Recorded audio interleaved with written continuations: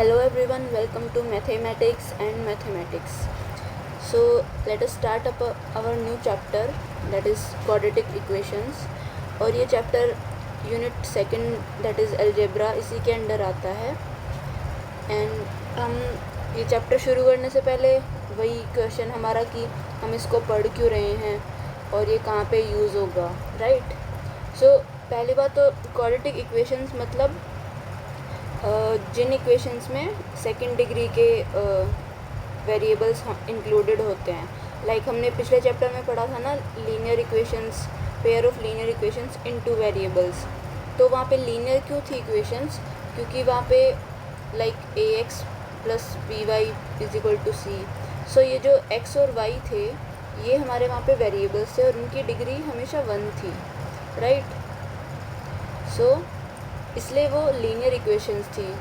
और हमने ये पढ़ा था उससे पहले वाले चैप्टर में पॉलिनॉमियल्स में कि जब डिग्री 2 होती है उनको बोलते हैं क्वाड्रेटिक पॉलिनॉमियल्स. और जब हम उनको इक्वल टू 0 पुट कर देते हैं या फिर एनीथिंग किसी के भी इक्वल पुट कर दो तो वो इक्वेशन बन जाती है, राइट. सो हमारी जनरल फॉर्म क्या होगी क्वाड्रेटिक इक्वेशन की?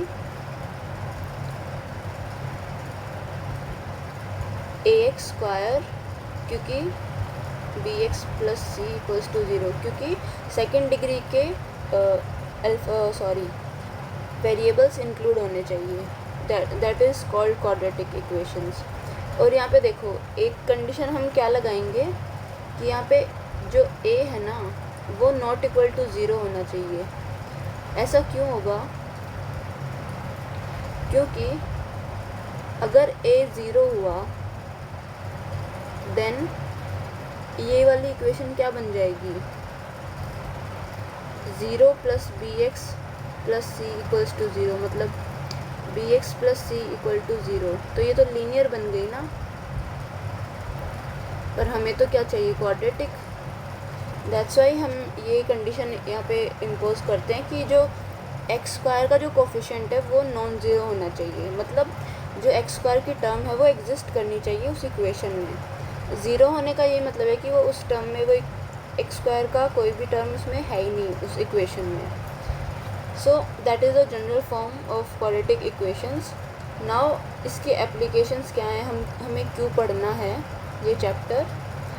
सो फर्स्ट ऑफ ऑल तो यू नो एक एप्लीकेशंस तो इन बेसिक टॉपिक्स में क्या होती है with in the subject, right.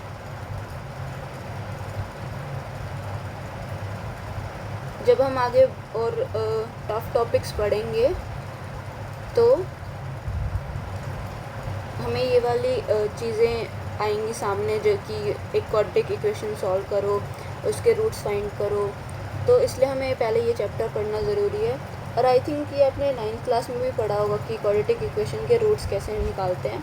बस वही है इस चैप्टर में भी. और उन रूट्स का नेचर कैसा होता है वो भी यहाँ पे दिखाया गया है.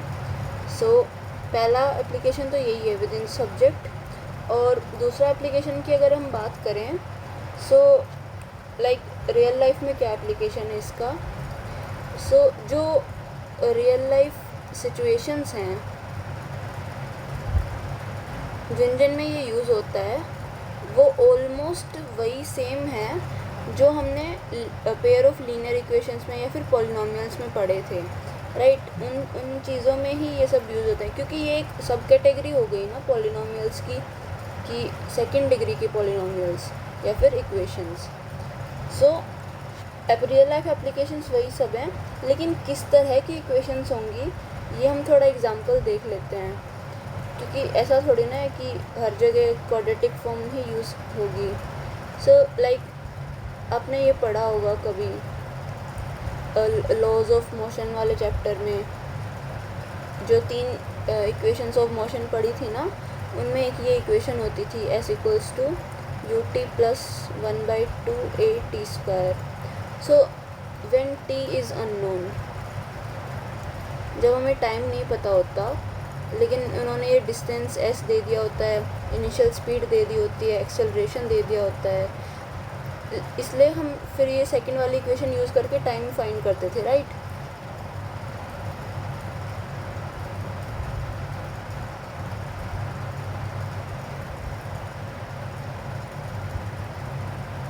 सो ये जो इक्वेशन है ये टाइम में देखो t की जो हाईएस्ट डिग्री है हाईएस्ट पावर है वो क्या है 2 है, राइट। सो ये सेकंड डिग्री की इक्वेशन बन गई ना, that is quadratic equation.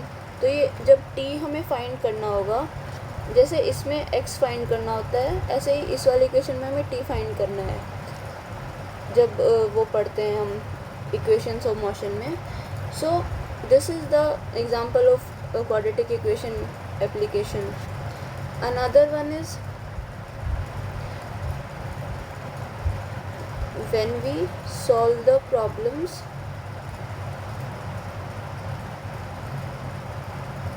related to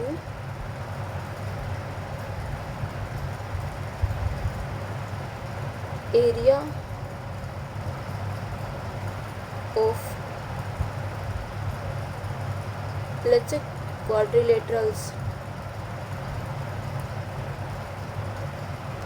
Okay, spelling mistake. Quadrilaterals. So like square का जब हम एरिया निकालते हैं तो क्या फॉर्मूला होता है, साइड स्क्वायर, राइट। साइड का स्क्वायर कर देना होता है। ऐसे ही लाइक रेक्टेंगल में अगर निकालते हैं तो वो लेंथ इनटू ब्रेथ करते हैं, तो उसमें एक x होता है एक y होता है। तो उन दोनों की डिग्री मिला के तो 2 हो गई ना, 1 और 1 2। So that's how we can use the quadratic equations. अब इनमें मान लो कि कोई सिचुएशन दे दी हमें कि area of square double of sides of that the square itself and the sum of edges that is parameter is double of the squares, मतलब ऐसे समथिंग लाइक दैट। कुछ रिलेशनशिप्स हमें दे दिए स्टेटमेंट्स में, और फिर हम उनको यूज़ करके उनको पहले तो क्वाड्रेटिक इक्वेशन में बनाएंगे and then we will use the methods जो हम अभी पढ़ेंगे क्वाड्रेटिक इक्वेशन को सॉल्व करने का। So that is another application of quadratic equations. तो इस तरह से हम काफ़ी सारे एग्जांपल्स हम देख सकते हैं अपनी रियल लाइफ में।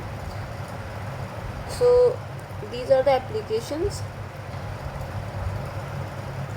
अब हम चैप्टर पे आ जाते हैं अपने, कि एक चीज़ मैं आपको खुद करने के लिए दे रही हूँ, ये आपको खुद से सॉल्व करना है।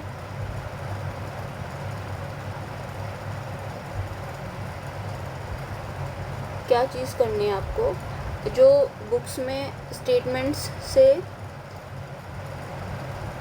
लाइक इंग्लिश स्टेटमेंट्स दी होती है ना किसी भी सिचुएशन पे, और उनकी हेल्प से आपको हम convert two equations, mathematical equations. यहाँ पे क्वाड्रेटिक इक्वेशंस मिलेंगी ऑफ कोर्स, क्योंकि वही चैप्टर है। ये वाली जो प्रॉब्लम्स हैं आपकी बुक्स में, जो भी आप बुक फॉलो करते हो, उसमें ऐसी प्रॉब्लम्स दी हुई होंगी कि एक इंग्लिश स्टेटमेंट दे दी होगी कि ऐसा ऐसा हो रहा है, ऐसा ऐसा हो रहा है। उससे आपको सॉल्व करने के लिए पहले आपको उसको मैथमेटिकली कन्वर्ट करना पड़ता है ना। तो ट्राई सच प्रॉब्लम्स, ओके। उनको मतलब सिर्फ ये कन्वर्जन ट्राई करो, अभी आगे हम देखेंगे कि उनको सॉल्व कैसे करना होता है। ये आप खुद करेंगे, मैं नहीं करवा रही हूँ, क्योंकि हमने उसमें देखा था पेयर ऑफ लीनियर इक्वेशंस वाले चैप्टर में किस तरह से कन्वर्ट करना होता है। बस जो जो स्टेटमेंट में बोला है वो लिखते जाओ। और लाइक जो चीज़ हमें नहीं पता होती है उनको हम वेरिएबल में मान लेते हैं, लाइक एक्स और वाई, और उनको एक्स वाई मान के फिर जो स्टेटमेंट दिया हुआ है उससे कन्वर्ट कर लो मैथमेटिकल इक्वेशंस में। सो ये वाली चीज़ तो आप करोगे। नेक्स्ट एक चीज़ है, हम कुछ एग्जांपल्स कर लेते हैं कि आइडेंटिफाइंग अ क्वाड्रेटिक इक्वेशन। कि मान लो आपको थोड़ी रीअरेंजमेंट्स करके कोई इक्वेशन लिख के दे दे, तो आपको पहचानना पड़े कि ये इक्वेशंस को अगर वापस सॉल्व करें तो क्या ये क्वाड्रेटिक इक्वेशन बन रही है? सो लाइक एक एग्जांपल हमें दिया हुआ है, x minus 2 whole square plus 1 is equal to 2x minus 3। अब यहाँ पे तो ऐसा दिख रहा है कि x माइनस 2 की पावर 2 है, इससे ज़्यादा कोई पावर यहाँ दिख नहीं रही है। तो हाँ, हो सकती है कि ये क्वाड्रेटिक इक्वेशन हो, पर फिर भी एक बार आप इसको एक्सपेंड करके और पूरा सॉल्व कर लो इसको और चेक कर लो। So it will be X square plus 4 minus 4x plus 1, इसको भी इधर ले आओ, minus 2x plus 3 equals to 0। So मतलब आप उसको ना स्टैंडर्ड फॉर्म में कन्वर्ट करने की कोशिश करो, जैसे कि यहाँ पे दिया हुआ है A x square plus B x plus C equals to 0। So then you will get to know कि ये क्वाड्रेटिक इक्वेशन है कि नहीं है। तो हमें यही आइडेंटिफाई करना है। It will B minus 6x and 4 1 5 and 3 8। So yes, this is quadratic equation, क्योंकि हमारा जो सबसे हाईएस्ट पावर है वो 2 है और वो एग्जिस्ट भी कर रहा है इक्वेशन में। सो ये क्वाड्रेटिक इक्वेशन हो जाएगी। कभी कभी ऐसा भी हो सकता है, लाइक मैं नेक्स्ट एग्जांपल लेके दिखाती हूँ। एंड वन मोर थिंग, मैं इस चैप्टर के अलग से क्वेश्चंस नहीं बनाऊंगी, क्योंकि मैं इसमें साथ साथ ही करवाते जा रही हूँ। सो ये वाला एग्जांपल देखो अब आप, x into 2x plus 3 is equal to x square plus 1। अब इसमें देखो, आप सॉल्व करने की कोशिश करो इसको। ओके, इसमें तो शायद बन जाएगी। दूसरे एग्जांपल लेते हैं। ये भी तो देखना है ना कि कब नहीं बन रही है।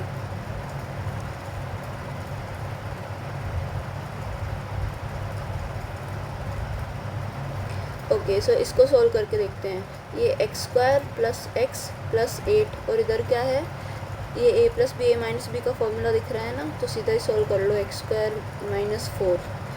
अब देखो, x square plus x plus 8, अब इनको इधर ले आओ, माइनस एक्स स्क्वायर प्लस 4, या फिर सीधा कैंसिल भी कर सकते थे। अब देखो, एक्स स्क्वायर की जो टर्म थी वो कम्प्लीटली कैंसिल हो गई पूरी इक्वेशन में से। सो हमारे पास सिर्फ क्या बचा, x plus 12 equals to 0। But this is linear equation, right, not quadratic. So ऐसा केसेस भी बन सकते हैं कि आपको दिख रही होगी कि वो क्वाड्रेटिक है, क्योंकि यहाँ पे देखो एक्स स्क्वायर दिख रहा है, यहाँ भी हमें एक्स स्क्वायर दिख रहा है, लेकिन वो कैंसिल हो गए, इसलिए ये नहीं बन पाई क्वाड्रेटिक इक्वेशन। एक एग्जांपल ऐसा भी दिया हुआ है जिसमें कोई और एग्जांपल ऐसा भी दिया हो सकता है जिसमें 1-2 से ज़्यादा पावर्स बन रही होंगी, वो भी क्वाड्रेटिक इक्वेशन नहीं होगी, क्योंकि मैक्सिमम पावर 2 हो सकती है किसी भी क्वाड्रेटिक इक्वेशन में। ऑलराइट, तो ये एग्जांपल्स हो गए कि आइडेंटिफाई कैसे करनी है कि क्वाड्रेटिक इक्वेशन है या नहीं है। ठीक है, इस पे भी शायद कुछ क्वेश्चंस मिल जाएंगे आपको बुक्स में। अब नेक्स्ट हम देखते हैं solution of a quadratic equation, कि how to solve a quadratic equation.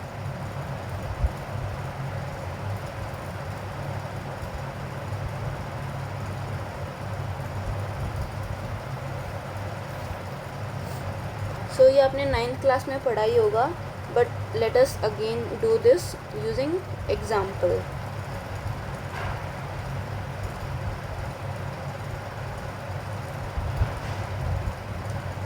सो करना तो आपको वही चीज़ है जो इसमें मिडल टर्म होती है, उसको इस तरह से स्प्लिट करना है कि उसका सम करें तो वापस से वही टर्म आ जाए, और उनका प्रोडक्ट करें तो फर्स्ट और लास्ट टर्म का प्रोडक्ट आए। सो वो चीज़ हम इसमें अब लगा के देखते हैं इस एग्ज़ाम्पल में। और आपको ना इसकी बहुत सारी प्रैक्टिस करनी है अगर आपको ये अभी नहीं आता है सॉल्व करना, क्योंकि प्रैक्टिस से ही पता चलेगा कि मिडल टर्म को किस तरह स्प्लिट करेंगे तो ये फैक्टर्स बन जाएंगे। इसको ऐसा भी बोल सकते हैं बाई फैक्टराइजेशन मेथड, क्योंकि हम एट लास्ट तो उनके फैक्टर्स ही वो करते हैं ना, अलग अलग करके। सो देखो, हमें चाहिए बीच में 2 ऐसी टर्म्स जिनका सम तो क्या हो -5 और जिनका प्रोडक्ट क्या हो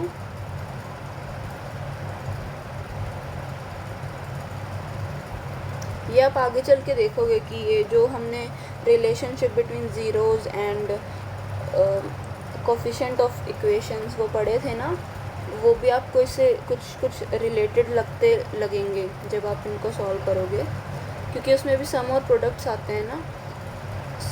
और हम रूट से निकाल रहे हैं तो वही चीज़ बन जाती है। तो सम तो आना चाहिए -5 और प्रोडक्ट आना चाहिए फर्स्ट और लास्ट टर्म का प्रोडक्ट। अब फर्स्ट और लास्ट टर्म से याद मत रखना कभी भी, x² का जो कोफिशिएंट है वो टर्म और जो कांस्टेंट टर्म है वो टर्म, उनका प्रोडक्ट आना चाहिए। तो ये क्या हो जाएगा, 3 × 2 = 6। तो देखो 6 के क्या क्या फैक्टर्स होते हैं, या तो 3 × 2 हो सकता है या फिर 2 × 3, कुछ भी ले लो, पर इन दोनों का सम क्या आएगा, 3 और 2 5 आ जाएगा। पर ये हमें तो -5 चाहिए, राइट।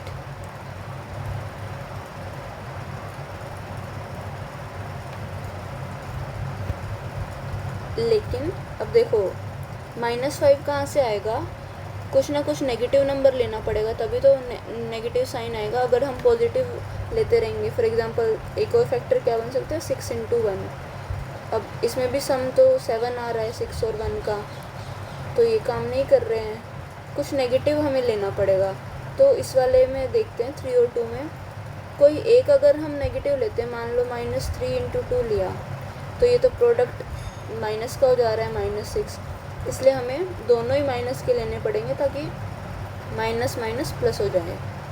अब देखो -3 ले लिया, -2 ले लिया, तो इनका प्रोडक्ट तो 6 आ जाएगा और सम क्या आ जाएगा, -3 + -2 = -5। तो ये वाला काम कर जाएगा। तो जो हमारी टर्म्स आई हैं वो क्या आई हैं, एक तो -3 आई है, x हमें साथ में लगाना है क्योंकि -5x को तोड़ेंगे ना, और एक आई है -2x। अब इसको करेंगे फैक्टराइज,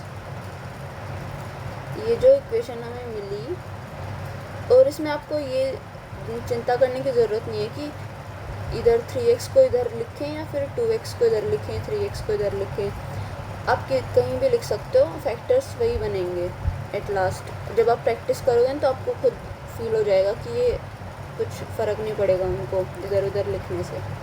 अब यहाँ पे देखो पहली 2 टर्म्स और आखिरी की 2 टर्म्स, इसमें क्या कॉमन आ रहा है, सिर्फ x, और क्या बच जा रहा है, यहाँ पे 2x बच जा रहा है, यहाँ पे -3 बच जा रहा है। अब यहाँ देखो, यहाँ पे वैसे तो कुछ कॉमन नहीं आ रहा, तो अगर हम +1 रखते हैं यहाँ पे, क्योंकि कुछ भी कॉमन नहीं है तो 1 तो लेंगे ही ना, तो यहाँ पे क्या आएगा, -2x + 3। लेकिन अब देखो ये वाले सेम नहीं आ रहे, क्योंकि हमें बाद में इनको कॉमन लेना है ना। तो इनको सेम करने के लिए हमें क्या करना पड़ेगा, 1 की जगह पे -1 कॉमन ले लो, ताकि साइन चेंज हो जाए अंदर वाली चीज़ों के। जब माइनस लेंगे तो यहाँ पे तो हो जाएगा 2x और यहाँ हो जाएगा -3 एंड इट इज़ 0। अब देखो ये दोनों टर्म्स कॉमन आ जाएंगी दोनों में से, तो ये तो 2x - 3 और अंदर क्या बच गया, यहाँ पे बच गया x और यहाँ बच गया -1 = 0। अब वही चीज़ करनी है कि दो चीज़ों का प्रोडक्ट 0 है, तो या तो ये 0 हो जाएगा और x - 1 = 0। तो यहाँ पे हो जाएगा x = 3/2 और x = 1। तो हमारे पास 2 रूट्स आ गए क्वाड्रेटिक इक्वेशन के, एक तो 3/2 आ गया, एक 1 आ गया। सो 3/2 भी इस इक्वेशन को सेटिस्फाई करेगा और 1 भी इस इक्वेशन को सेटिस्फाई करेगा। ये और का मतलब इसलिए क्योंकि एक बार में तो हम x की एक ही वैल्यू रखेंगे ना, ऐसा तो है नहीं कि एक बार ही 3/2 रखा और साथ साथ 1 भी रख रहे हैं, ऐसा तो हो ही नहीं सकता कभी, इसीलिए और यूज़ कर रहे हैं यहाँ पे।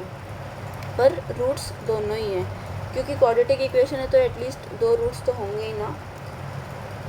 ऑल राइट, सो इस तरह हमें क्वाड्रेटिक इक्वेशंस को सॉल्व करना होता है फैक्टराइजेशन मेथड से। ये आपने 9th क्लास में पढ़ा होगा, तो आई थिंक मेरे को और समझाने की ज़रूरत नहीं है, आप खुद से प्रैक्टिस भी करना क्वेश्चंस को, तो आपको और भी अच्छे से समझ आ जाएंगे। नाउ इस चैप्टर में एक छोटी सी चीज़ और है, फिर ये चैप्टर ख़त्म हो जाएगा। ये बहुत ही छोटा सा चैप्टर है, स्वीट सा, शॉर्ट सा। Okay, so the final topic here is nature of fruits. And आपको अगर कोई क्वेश्चन समझ ना आए तो आप कमेंट्स में बता सकते हो, I will solve that. Nature of fruits का क्या मतलब है? अब रूट्स क्या होते हैं? अब ऐसा तो है नहीं नेचर का मतलब हैप्पी होगा या सैड होगा या एंग्री होगा। रूट्स तो कोई इंसान थोड़ी ना है। Roots are numbers, right? और नंबर्स का नेचर कैसे पता करते हैं? उनके नेचर पता करने का क्या मतलब होता है कि उनका मैग्नीट्यूड का क्या हो सकता है, मतलब लाइक 0 होगा, 1 2 3 ऐसा, या फिर उनका साइन क्या है, लाइक पॉजिटिव है या नेगेटिव है। बस यही पता लगाना होता है। और एक और चीज़ पता लगा सकते हैं कि वो रियल नंबर है भी या नहीं है, रियल नंबर और not real number, right? Complex numbers का नाम सुना होगा ना आपने, लाइक कभी ऐसा हो कि रूट -1 आ जाए, तो ऐसे नंबर्स के रूट फाइंड करना पॉसिबल नहीं है, ये रियल नंबर्स नहीं होते ना। ऐसे नंबर्स को हम कॉम्प्लेक्स नंबर बोलते हैं। तो वही हमें देखना है कि जो इसके रूट्स निकलेंगे वो हम लाइक बिना जो वो होगा ना, ये फैक्टराइजेशन मेथड सॉल्व किए, मतलब उनको बिना सॉल्व किए ही हम पता लगा सकते हैं कि वो रूट्स कैसे होंगे, रियल होंगे या नहीं होंगे, पॉजिटिव होंगे, नेगेटिव होंगे। So that is the thing. अब देखो, इसको बताने से पहले एक और चीज़ मैं आपको बता दूँ। उनको फाइंड करने के लिए ना, रूट्स को फाइंड करने के लिए एक और तरीका है।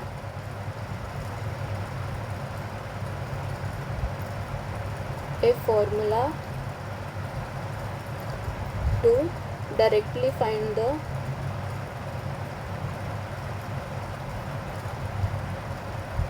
Roots of a quadratic equation. क्योंकि हर बार ऐसा ज़रूरी तो नहीं है कि आप फैक्टराइज कर पाओगे। अगर ऐसे नंबर्स आ गए √2, √3 समथिंग, लाइक जो आपसे फैक्टराइज नहीं हो रहा है, सो तब तो हमें फॉर्मूला कुछ और यूज़ करना पड़ेगा, राइट? सो ये फॉर्मूला हमें बहुत इजी सा एक तरीका दे देता है to directly find the roots of a quadratic equation. So मान लो ये इक्वेशन है ax² + bx + c = 0 where a is not equal to 0। ये हमेशा याद रखना है। सो अब देखो, जनरल इक्वेशन तो ऐसी ही होती है, राइट? हमें क्या फॉर्मूला दिया हुआ है, ये फॉर्मूला, इसको एक और नाम भी दे देते हैं श्रीधराचार्य, क्योंकि इन्होंने ही श्रीधराचार्य फॉर्मूला, इन्होंने ये फॉर्मूला बनाया था। सो इनके नाम को ऑनर करने के लिए इसका यही नाम दे दिया। सो इसके जो रूट्स होंगे वो x की वैल्यूज़ ही आएंगी, राइट? तो हम लिखते हैं क्या, x = -b ± √b² - 4ac / 2a। इसका मीनिंग क्या है? अब आप बोलोगे प्लस माइनस का क्या मतलब है? इसका मीनिंग है या तो -b प्लस साइन के साथ रूट ले लो, ये वैल्यूज़ तो आप निकाल ही सकते हो, राइट? ये मैं अभी आपको यूज़ करके दिखा दूँगी जो ऊपर क्वेश्चन किया है उसमें। या फिर -b माइनस का रूट ले लो। हमने एक जगह पढ़ा था ना कि जब भी वेरिएबल्स इंक्लूड होते हैं और जब रूट लेना होता है तो हमेशा प्लस माइनस साइन लिखना होता है, क्योंकि हमें थोड़ी ना पता है कि प्लस का नंबर था पहले या माइनस का था। That's why we use both the signs before the root. So इस तरह से हमें दो रूट्स मिल जाते हैं, एक प्लस के साइन के साथ, एक माइनस के साइन के साथ। अब एक चीज़ ये है कि ये फॉर्मूला डिराइव कैसे होता है, कि आया कैसे ये फॉर्मूला, उसका एक प्रूफ होता है। वो अगर आपको चाहिए हो तो आप मुझे बता देना कमेंट्स में, मैं उस पर भी एक छोटा सा वीडियो बना दूँगी। अदरवाइज़ आई थिंक अभी आपके लिए वो इम्पोर्टेंट नहीं है कि वो कैसे फाइंड करते हैं, ठीक है। So let us move to the how to apply this formula. So हमने क्या एग्जांपल लिया था ऊपर, उसको हम वेरीफाई कर लेते हैं कि ये फॉर्मूला ठीक भी है या नहीं है।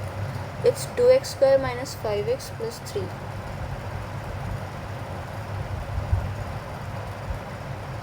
तो अब देखो, अगर इसको हम इस जनरल इक्वेशन से कंपेयर करें, इस तरह से हमें यूज़ करना होता है ये, कंपेयर विद जनरल इक्वेशन। तो ABC निकाल लो, तो A क्या हो जाएगा 2, B हो जाएगा -5, C हो जाएगा 3। नाउ फॉर्मूला में क्या बोला है कि x की क्या वैल्यू आएंगी, -b मतलब minus of -5 plus minus root b² मतलब -5 का स्क्वायर -4, a क्या है 2 एंड c क्या है 3, which is divided by 2a। a is again what 2, सो 2 × 2। सो ये क्या आ जाएगा, माइनस माइनस प्लस हो जाएंगे, 5 प्लस माइनस अंदर सॉल्व कर लोगे तो क्या आएगा, 5² इट्स 25 माइनस 4 to 8 and 24, 25 - 24 1 आ गया, ये तो बहुत इजी आ गया। एंड नीचे हो जाएगा 4। अब देखो 1 का रूट तो 1 ही होता है, तो 5 + -1/4। तो x की क्या क्या वैल्यूज़ आ गई, या तो 5 + 1/4 हो सकता है और 5 - 1/4 हो सकता है। तो x क्या आ जाएगा, ये तो जाएगा 6/4 मतलब 3/2, और 5 - 4 4/4 मतलब 1, और ऊपर क्या आया था हमारे पास 3/2 और 1, मतलब हमारा फॉर्मूला एकदम करेक्ट है। सो आप जितने भी क्वेश्चंस आप उस फैक्टराइजेशन मेथड से करोगे, उनको फॉर्मूला लगा के भी वेरीफाई करना कि वो सही आ रहे हैं कि नहीं आ रहे हैं। ऑल राइट, तो ये एक बीच में छोटा सा टॉपिक था कि फॉर्मूला यूज़ कैसे कर सकते हैं। नेचर ऑफ रूट्स पे आ जाते हैं फिर से। अब नेचर, ये फॉर्मूला हमने इसीलिए बताया क्योंकि उसमें हम क्या चीज़ यूज़ करेंगे, ये जो रूट के अंदर एक वैल्यू आ रही है ना b² - 4ac, इसको हम बोलते हैं discriminant of the equation. The value b² - 4ac, ये एक नंबर आएगा ना, नंबर लिख देते हैं, इज कॉल्ड डिस्क्रिमिनेंट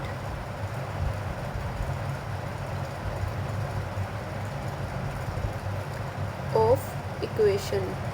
मतलब हर इक्वेशन का होगा ना अपना, क्योंकि हर इक्वेशन अलग अलग होती है, तो उसके ABC वैल्यूज़ भी अलग अलग होंगे।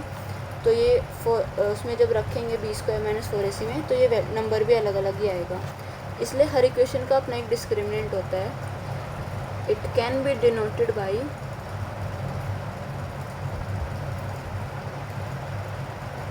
Capital D। सो D क्या हो गया, b² - 4ac। अब हम इसको इसलिए पढ़ रहे हैं क्योंकि इसके बेसिस पे हम पता लगाएंगे कि हमारे रूट्स कैसे कैसे हो सकते हैं, ठीक है। सो इसमें हमें अब देखो, ये एक नंबर बनेगा, राइट। तो ये कैसा कैसा हो सकता है, पॉजिटिव हो सकता है, नेगेटिव हो सकता है, ज़ीरो हो सकता है। कोई भी नंबर के 3 ही तो केसेस बन सकते हैं। सो केस 1 क्या होगा, D इज़ पॉजिटिव, मतलब D इज़ ग्रेटर देन 0, मतलब b² - 4ac is greater than 0। तो आपको इक्वेशन तो दी हुई होगी, तो आप बी स्क्वायर माइनस 4ac भी निकाल सकते हो इजीली। तो आप उसको निकालने के बाद आप देखना कि वो नंबर ग्रेटर देन 0 है क्या। अगर है तो equation has real and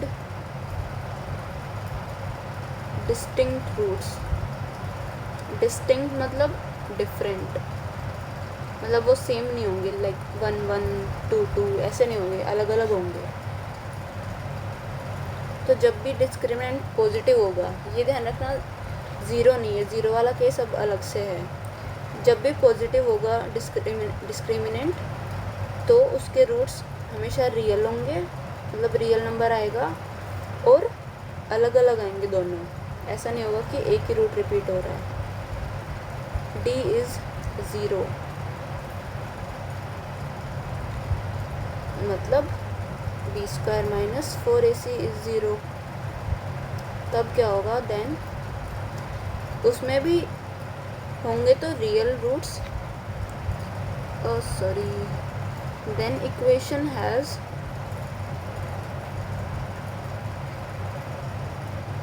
real and equal roots, मतलब दोनों रूट्स सेम होंगे पर होंगे रियल, ये पक्का है। ठीक है। और तीसरा केस है, कब से हम रियल करे जा रहे हैं, कभी ऐसा भी तो हो कि अनरियल हो, फेक नहीं बोलते हैं मैथ्स में, इमेजिनरी बोलते हैं। सो d इज़ नेगेटिव, मतलब d is less than 0, so that means b square minus 4ac is less than 0। अगर ऐसा होता है तो then equation has no real roots. अब हम सिर्फ ये बोल रहे हैं कि रियल रूट्स नहीं होंगे, लेकिन इमेजिनरी वाले हो सकते हैं। वो अभी आपके लेवल पे आया नहीं है, कॉम्प्लेक्स नंबर्स वगैरह, सो अभी हम उनको नहीं पढ़ेंगे। लेकिन आप जब और बड़ी क्लासेस में जाओगे, लाइक 11th 12th में, then you will get to know कि जब रियल रूट्स नहीं आ रहे हैं इस वाले केस में, तो जो इमेजिनरी रूट्स हैं वो कैसे होंगे। ठीक है। सो ये हो गया हमारा nature of roots using this discriminant value. So ये आपको लगभग याद ही कर लो, क्योंकि प्रैक्टिस करते करते अपने आप ही दिमाग में बैठ जाएगा कि d 0 है, d ग्रेटर देन 0 है तो real and distinct roots, d equal to 0 है तो रियल एंड इक्वल रूट्स, और d नेगेटिव है तो नो रियल रूट्स। तो इसका मतलब यही हो गया ना, क्वाड्रेटिक इक्वेशन के मैक्सिमम कितने रूट्स हो सकते हैं, 2। सो ये वाला केस हो गया 2 रूट्स का, क्योंकि दोनों डिस्टिंक्ट होंगे। थोड़ा आराम से बॉक्स बनाते हैं। ये वाला हो गया 1 रूट का केस, क्योंकि होगा तो सही पर एक सेम इक्वल होंगे, मतलब एक ही है। और यहाँ पे 0 रूट्स, तो वही वाले केसेस हैं जो हमने पॉलिनोमियल में पढ़े थे। सो घूम फिर के वही बातें आ जाती हैं। ऑलराइट, ये हो गए हमारे नेचर ऑफ रूट्स। अब जैसे ऊपर वाली इक्वेशन को ही ले लेते हैं फॉर एग्जांपल। क्या था, 2x² minus 5x plus 3 equal to 0। अगर हमें मान लो हम सॉल्व नहीं करना चाहते, लेकिन हमें ये पता लगाना है कि इसके रूट्स कैसे होंगे, एग्जिस्ट कर भी रहे हैं या नहीं। तो एग्जिस्ट कर रहे हैं मतलब या तो केस 1 बनेगा या केस 2 बनेगा। 3 वाला केस अगर आ गया तो मतलब एग्जिस्ट नहीं कर रहे हैं। इसमें तो हमने देखा था कि एग्जिस्ट कर रहे हैं, राइट। तो एक बार चेक कर लेते हैं डिस्क्रिमिनेंट निकाल के। इसका d क्या आएगा, बी स्क्वायर माइनस 4ac, मतलब माइनस 5² माइनस 4ac। तो ये क्या आ जाएगा, 25 माइनस 24। अभी आपने देखा था ना ऊपर रूट में ये वैल्यू आई थी 1, d इज इक्वल टू 1, ये ग्रेटर देन 0 है, इसका मतलब रियल एंड डिस्टिंक्ट रूट्स। अब आप इनको डिफरेंट मत बोलना, मैथ्स में डिस्टिंक्ट बोलते हैं। राइट। सो देखो ये वैल्यू जब हमने यहाँ निकाली थी तो ये हमें रूट में रखनी पड़ रही थी, राइट। दैट्स वाई हम बोलते हैं कि या तो वो ग्रेटर देन ज़ीरो हो या इक्वल टू ज़ीरो हो, तब तो एग्जिस्ट करेंगे। इसीलिए तो ये रूट की वैल्यू तभी तो निकाल पाते हैं जब वो पॉजिटिव हो। रूट के अंदर अगर नेगेटिव नंबर आ गया तो फिर ये ऐसा वाला केस हो जाएगा, कॉम्प्लेक्स नंबर, इसीलिए वो थर्ड केस में फेल हो जाता है और उसमें नो रियल रूट्स वाला आ जाता है रिज़ल्ट। लाइक अगर एग्जांपल हम देखें कोई ऐसा, x² प्लस x प्लस 1, ये इक्वेशन अगर हम कंसिडर करें तो देखो इसमें क्या आएगा, b² ए बी से लिख लेते हैं, a is equal to 1, b is equal to 1, c equals to 1। अरे वाह, इसमें तो सब सेम आ गए। सो देखो क्या वैल्यू आएगी, b² इज़ 1 का स्क्वायर माइनस 4, 1 a और c 1 1, so it is 1 minus 4 which is minus 3 and this is negative, so ये वाला केस हो गया नो रियल रूट्स। अब क्या करना, try to solve by factorization. आप इस इक्वेशन को ज़रा फैक्टराइजेशन करके सॉल्व करके देखना आपसे होती है या नहीं, to find roots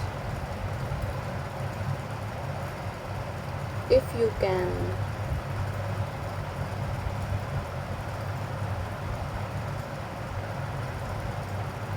and you will find that आपको कोई ऐसा फैक्टर मतलब ये जो मिडल टर्म है इसको स्प्लिट करने के लिए कोई नंबर ही नहीं मिलेंगे, या फिर आप फॉर्मूला यूज़ करके करना चाहोगे तो देखो ये d की वैल्यू -3 आई है, जब इसमें रखोगे -3 यहाँ पे, ये होता है ना d, इसमें जब -3 रखोगे तो रूट -3 आ जाएगा। अब आपको पता है कि -√3 की वैल्यू क्या होती है, नहीं पता, that's why it is not possible to find real roots of such equations जिनका डिस्क्रिमिनेंट नेगेटिव आता है। सो ये हो गया नेचर ऑफ रूट्स पे।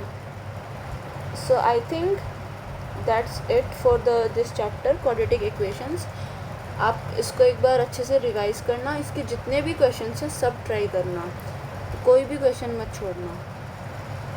So this was the chapter. इसमें हमने पहले देखा कि क्वाड्रेटिक इक्वेशन दिखती कैसी है, कैसी होनी चाहिए, फिर हमने सॉल्यूशन निकाल के देखा कि कैसे निकालते हैं सॉल्यूशन। एक तो मेथड है बाय फैक्टराइजेशन और दूसरा मेथड है बाय यूजिंग दिस श्रीधराचार्यस फार्मूला। इसको क्वाड्रेटिक फार्मूला भी बोलते हैं क्योंकि ये क्वाड्रेटिक इक्वेशन का फॉर्मूला है। And don't be very happy क्योंकि इसके बाद जैसे क्यूबिक इक्वेशन होती हैं बाई क्वाड्रेटिक मतलब 4 डिग्री की, उनके लिए कोई फार्मूला नहीं बना हुआ है, तो आपको सिर्फ ये वाला फार्मूला याद करना है। उनको आपको बहुत टफ मेथड्स होते हैं सॉल्व करने के, इससे बड़ी इक्वेशंस के लिए। So that's it. ये फॉर्मूला है हमारे पास रूट्स फाइंड करने के लिए।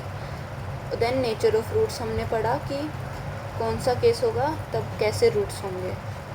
सो that's all for this chapter. Next हम अगली यूनिट शुरू कर देंगे इन द नेक्स्ट वीडियो।